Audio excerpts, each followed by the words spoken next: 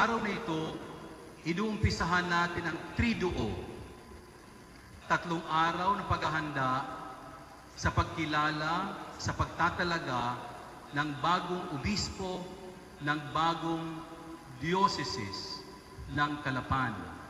Kung kaya't kasama ko sa pagbati ngayon ang obispo ng Buwak, Bishop Edwin Panergo, obispo ng San Jose, Vicariato, Bishop Pab Tagura, ang obispo ng Ibos, Bishop Ray Evangelista, obispo ng San Pablo, Bishop Juni Maralit, at ang mga obispong wala pa ngayon. Kasama ko, Bishop Moy, ang Soltare Priests, bumabati sa iyo. Congratulations sa pagiging unang obispo ng bagong diocese ng Calapan.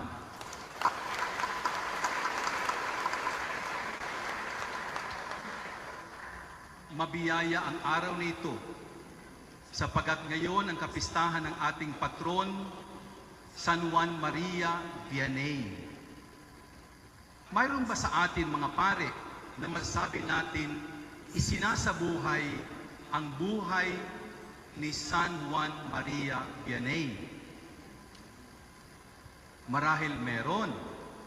Ilan sa atin ang araw-araw na naglalaan ng mahabang oras sa kumpisal matapos ang misang pang-umaga tulad ni Juan Maria Vianney. Marahil meron din sa atin ilan araw-araw naglalaan ng sapat na panahon sa pananalangin at paghahanda ng sermon tulad ni San Juan Maria Vianney. At marahil kapag tayo nagsasalita, ang naririnig, ang nakikita ay ang Diyos. Ilan sa atin namumuhay sa disiplina ng panalangin, pag-aayuno, sakripisyo, alang-alang sa kabanalan ng mga tao. Yan si Maria Vianney. O baka naman, meron ba din sa atin, tulad ni San Juan Maria Vianney, na tila'y ayaw patulugin ng demonyo? Di ko alam. Ayaw patulugin ng demonyo sapagat alam niyang kinabukasan may mangungumpisal sa kanya. Mga kapatid, kung tutuusin, iisa lamang ang San Juan Maria Vianney. There is only one Saint John Maria Vianney. Hindi tinatawag maging kopya niya. There is no copy-paste spirituality. No copy-paste spirituality. Pakinggan natin ang sabi ni Papa Francisco sa dokumentong Gaudete et Exsultate. And I quote, "Do not be discouraged before examples of holiness. They are helpful, they are inspiring, but they are not meant to be copied."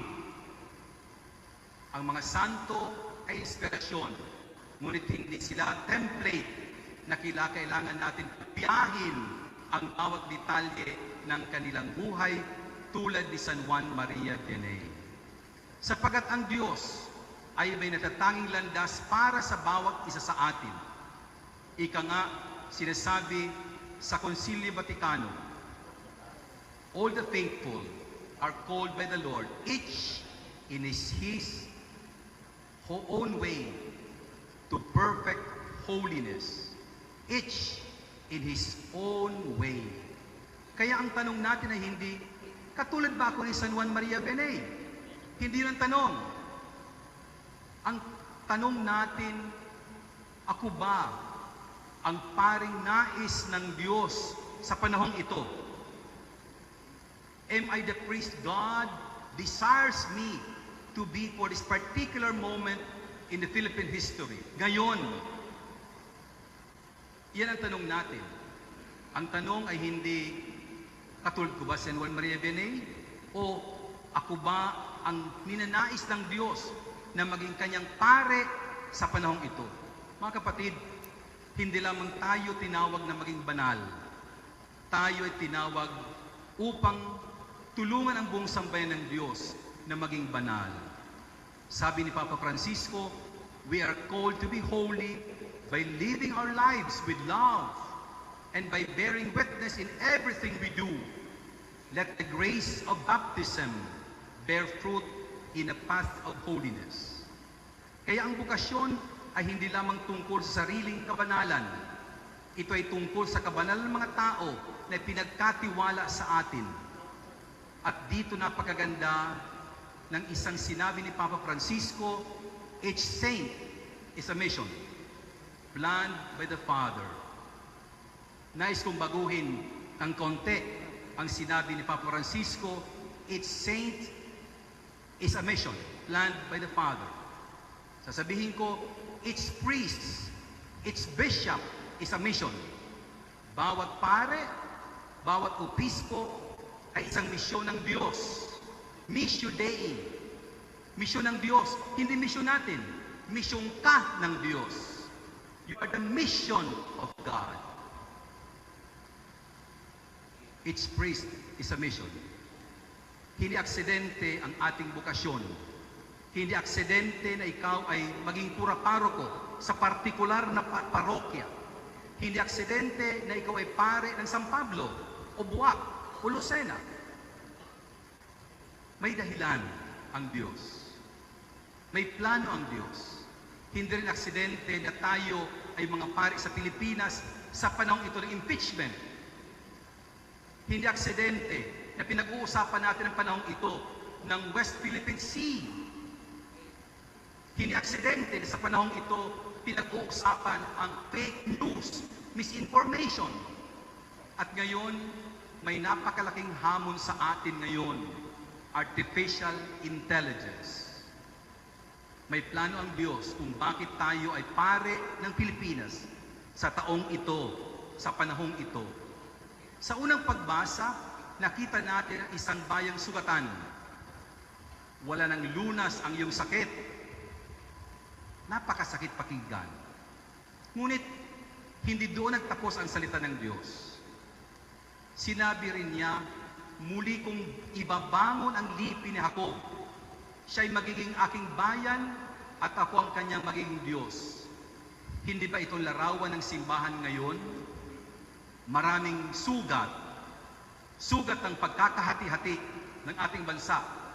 Sugat ng pagkakawala ng tiwala sa pamahalaan. Sugat ng kahirapan. Sugat ng mental health at suicide. Sugat ng mga pamilyang nasisira. Sugat ng kabataan. Sugat ng paglayo sa simbahan ng tao. O kung minsan, sugat na dulot mismo ng ating pananalita at kilos bilang mga lingkod ng simbahan. At marahil, tayo mga pare ay mayroon din mga sugat na hindi nakikita. Ngunit tandaan natin, hinagtatapos ang Diyos sa ating sugat. Nagsisimula siya sa muling pagtatayo, pagbabangon. Ito ang puso ng synodality. Hindi tayo naglalakbay upang pag-usapan lamang ang problema. Naglalakbay tayo bilang isang soltare, bilang isang diocese. Tayo naglalakbay, sama-sama nananalangin sa Panginoon. At pagkatapos, sama-sama tayong tatayo sa gitna ng mga sugat. Sa Ebanghelyo, nasa gitna ng unos ang bangka ni Jesus. Hindi ba ito larawan ng simbahan meron tayo? Ang unos ng artificial intelligence, unos ng misinformation, paghina ng pamilya, unos ng pagkakulangan ng bukasyon sa pagpapare. Natakot ang mga alagad. Ngunit dumating si Jesus at sinabi niya, huwag kayong matakot. Lumakad si Pedro sa ibabaw ng tubig. Ngunit nang mawala ang kanyang paningin kay Kristo, lumubog siya. Ganito rin ang ating buhay pagkapare. Kapag sentro ng ating buhay pagkapare ay administration lamang ng parokya, lulubog tayo. Kapag ang sentro ng ating pagkapare ay pamamahala ng parokya lamang, lulubog tayo. Kapag ang sentro ng ating parokya ay construction lamang, lulubog tayo.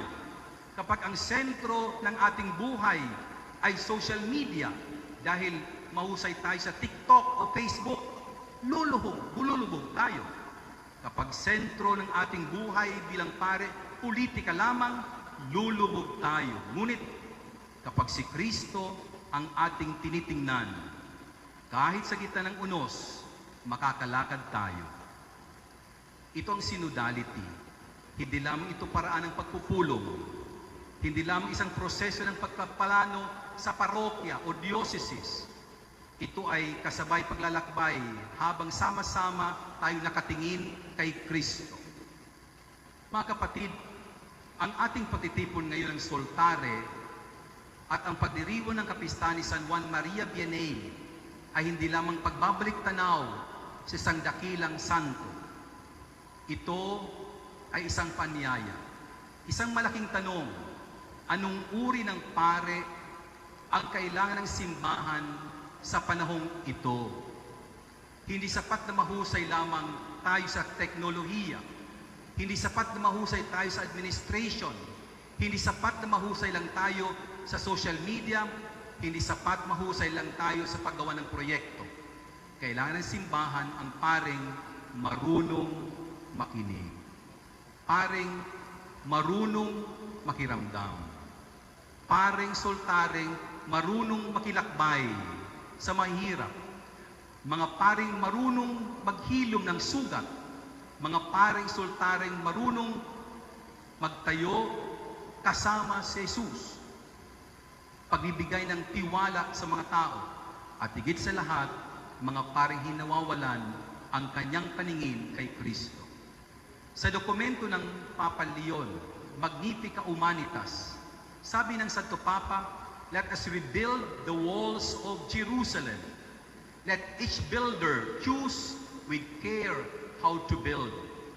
At ito ang panyaya ko sa mga obispo ng Pilipinas sa aming pagpupulong sa Usamis. Sinabi ko sa mga kaobispohan ng Pilipinas, let us rebuild the walls of Jerusalem rather than become architects of the Tower of Babel. Mga kapatid, napakaganda ang panyayang ito. Hindi lamang tayo tagapag-ngingat ng nakaraan, tayo din ay nagtatayo ng ating hinaharap. Builders of hope for the Philippine Church. Ngunit, ano ang ating itinatayo? Tao. Bayan ng Diyos. Pagtitiwala ng tao sa Diyos. Nabubuo ang komunidad, napapalalim ang pananampalataya, nagtataguyod ng pagkakaisa, at ito ang tunay na kahulugan ng synodality. Hindi tayo tinatawag upang maging pangalawang San Juan Maria Vianney. There is no copy-paste spirituality. Tinatawag tayo upang maging paring hinubog ng Diyos sa panahong ito. Bawat pare ay misyon. Bawat pare ay may natatanging biyaya. Bawat pare ay may natatanging bahagi sa muling pagtatayo ng simbahan. Kaya sa pagtatapos ng ating 3 araw na ito ng Soltare, nais kong iwan sa atin ang isang tanong. Hindi, paano ako maging tulad ni San Juan Maria Vianney? Kundi, Panginoon, ano ang nais mong gawin ko sa pamamagitan ng aking pagkapare?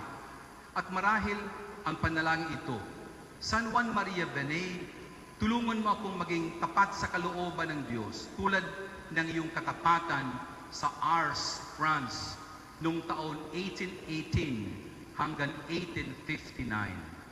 Naway tulad ni San Juan Maria Vianney, ang ating buhay ay maging malinaw na salamin ni Kristo, hindi lamang sa ating pangangaral, kundi sa ating pananalangin, sa ating pakikinig, sa ating pagkikipagkapwa, sa kapatid na pare at sa mga nasa laylayan, ang ating pag-aalaga sa mga sugatan at sa ating mapagpakumbabang paglilingkod sa bayan ng Diyos. Hindi tayo tinawag na maging kopya ng isang santo. Tayo ay tinatawag upang maging banal sa paraang itinakda ng Diyos sa panahong ito. At ang panahong ito ng ating kasaysayan sa Pilipinas, ang tanong ay hindi lamang anong uri ng pare ang nais kong maging.